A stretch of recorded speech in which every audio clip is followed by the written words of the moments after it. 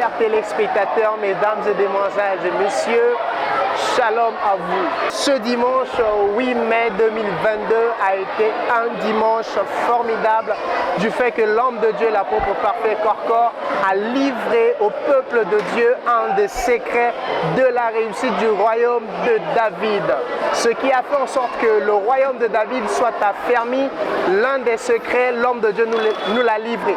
Et ce secret consiste en effet à la construction du tabernacle. Qu'est-ce que vous pouvez dire de ce culte de ce matin? En tout cas, ce culte de ce matin a été formidable. On a été vraiment bénis par l'apôtre Korkor. Il nous a parlé des choses cachées, de la connaissance qui est dans la parole en fait.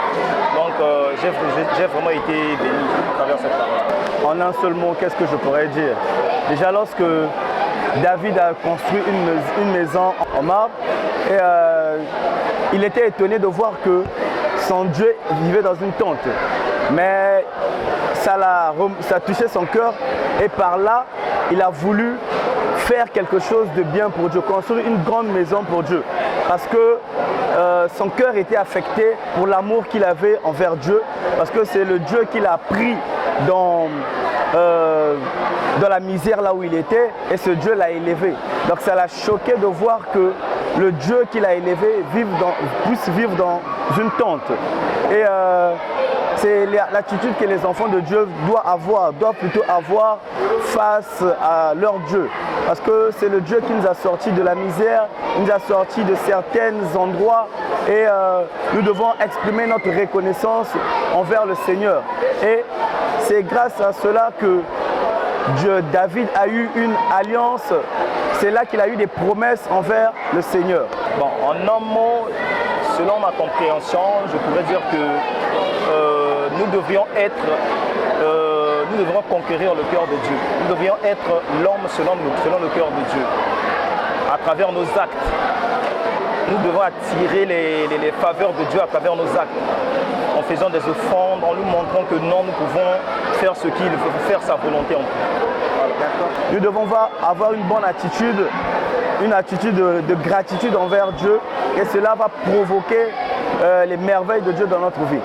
L'écho de l'homme de Dieu, que David a réalisé que lui, étant roi, vivait, habitait dans une maison, dans un palais luxueux.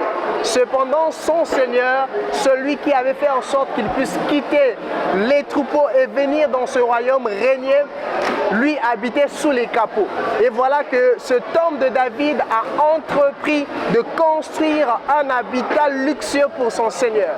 Ce qui pour dire, pour nous qui sommes enfants de Dieu, qui servons Dieu, qui avons reçu des privilèges de notre Seigneur, de notre Dieu, nous ne devons pas être indifférents face à ce Dieu. Alors le peu que nous recevons doit revenir auprès de notre Seigneur, car c'est lui qui le mérite. Ça, c'est vraiment quelque chose de merveilleux. Je bénis le Dieu de ce matin, parce que ce que j'ai expérimenté, la parole de ce matin a vraiment bouleversé ma vie. Okay. La première des choses, j'étais venue le matin, j'étais ensemble avec le modérateur, donc j'étais entrée dans la modération et j'avais senti déjà cette tension-là. Je me sentais, je dis, mais il y a quelque chose d'autre que j'avais rencontré ce matin dans l'église. Et pendant la parole, quand papa libérait, quand l'apôtre libérait les paroles, j'ai senti vraiment une onction forte, très forte en moi. J'ai failli résister, mais c'était plus fort que moi. Je ne pouvais pas me contenir.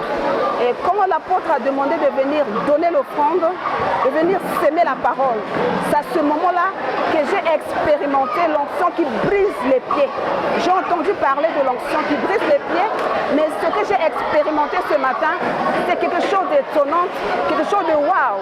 Je me suis dit, j'entends parler, je ne pouvais plus contenir mes pieds. Donc je bénis le Dieu de mon Père, le Jésus-Christ réel, qui a touché ma vie ce matin, qui m'a brisé. Je sais que par rapport à ce que j'ai vécu, beaucoup de choses ont changé dans ma vie, parce que le brisement des pieds, c'est comme si on m'avait cassé je ne pouvais même plus me lever. Je n'arrivais plus à contenir mes deux pieds. Alors je bénis le Dieu véritable, le Dieu de l'apôtre parfait Koko, parce qu'il est réel. J'ai entendu parler. Je suis restée dans l'église, mais c'est pour une première fois. La parole de ce matin a bouleversé ma vie. Que Dieu soit loué. Amen. Alors, chers Congolais, chers Brazzavillois, nous vous invitons au 140 rue Lubomo, sur l'avenue Bouetambongo à la Région Viale, à participer à nos cultes puissants où le Seigneur Dieu de gloire se révèle dans toute sa splendeur.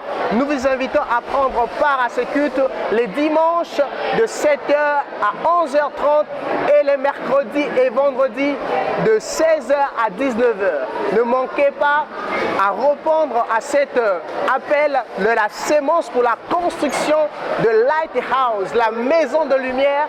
C'est une bonne initiative. Cela permet que le temple de Dieu soit construit et cela permet aussi à nos frères et sœurs qui sont hors de l'église, qui sont par-ci par-là au pays, dans la ville, de pouvoir aussi s'aimer pour Dieu et vivre la grandeur de Dieu. Parce que selon le projet, c'est que chaque personne qui recevra son enveloppe, donner sa sémence, aura à mettre son sujet de prière dans l'enveloppe et on va prier, l'homme de Dieu priera pour ses sujets de prière. Et cela permettra à ce que beaucoup de gens, beaucoup de peuples de Dieu soient bénis à travers cette initiative. C'est $1, tu as $1, tu as 1000 francs, tu as 1 euro. Nous vous prions de mettre ça au service de Dieu et nous sommes rassurés que cela ne partira pas en vain, que Dieu vous bénisse. C'est Lighthouse.